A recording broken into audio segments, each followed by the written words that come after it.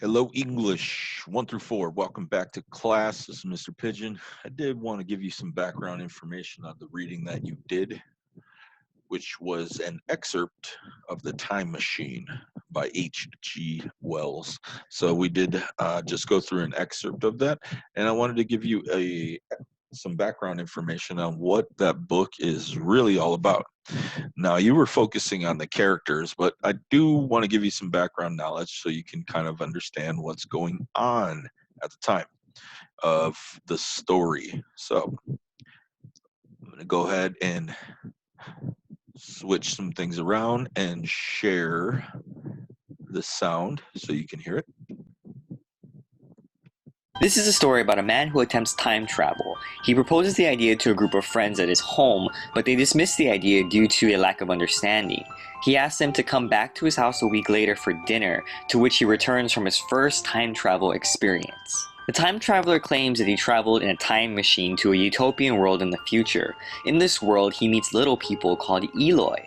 They are childlike in both size and intellect, which fascinates him because he would have thought that humans of the future would be smarter and more sophisticated. As he explores this new society, he discovers that his time machine has been dragged into the foot of a statue. Seeing as he can't get to his machine, he continues to explore the community, noting several deep wells throughout the city. He climbs down the well and discovers the Morlocks, a group of ape-like men who live underground and are afraid of fire. He escapes the Morlocks and decides to travel to a green building in the distance for more answers. The green building, he discovers, is an old museum with several exhibits. Most of the exhibits are destroyed, but he finds matches, which happen to scare away the Morlocks. He also discovers that the Morlocks are eating the Eloi. He sets the forest on fire and the Morlocks panic and catch on fire. He eventually gets back into the time machine and travels further into the future, seeing the rise of the crab people and the end of the earth. When he finishes telling the story of his travels, the men at the house don't really believe him.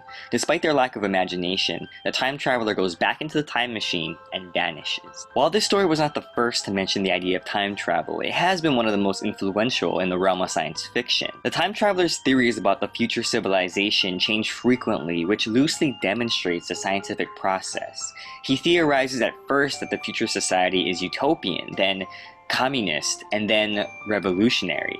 The style in which a story is told is important, but also confusing.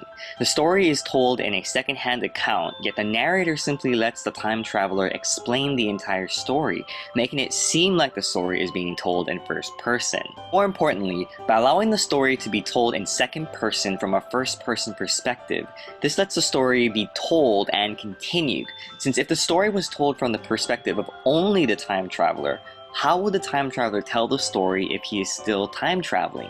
Does that make sense? In other words, a story about time travel is strongest when told in first person because of all of the descriptive images we as the reader will experience through the character. However, because the time traveler has continued to time travel, if he was the narrator, the audience would not know about his first time travel trip until after he came back from his second trip, or if he came back at all. And story perspective can be just as confusing as time travel.